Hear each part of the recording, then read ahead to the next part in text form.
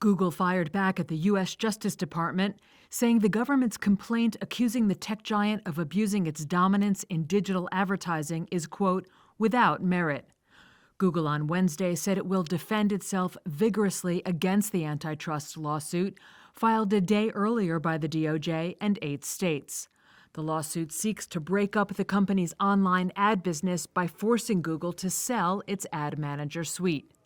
Matt Stoller, research director at the American Economic Liberties Project, breaks down the government's position. The basis of the case is that Google is controlling the buy side, the sell side, so that would be the buyers of advertising, the sellers of advertising, so that would be publishers, newspapers, things like that, and then the matching engine, and that this is a series of conflicts of interest, and that Google has been manipulating these advertising markets and charging too much and excluding competitors. Advertisers and website publishers have complained that Google, which is owned by Alphabet, has not been transparent about where ad dollars go, specifically how much goes to publishers and how much to Google.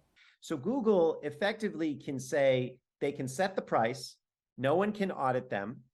And what what you should have is when you put $1 of advertising into an advertising system, maybe 5 to 10% of that should go to the middlemen.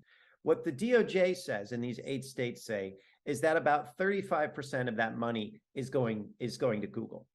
And that's a really, really high amount.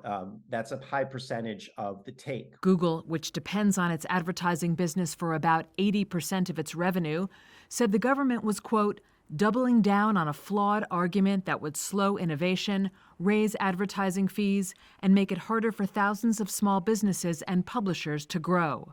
The Justice Department asked for a jury to decide the case, which was filed in Virginia.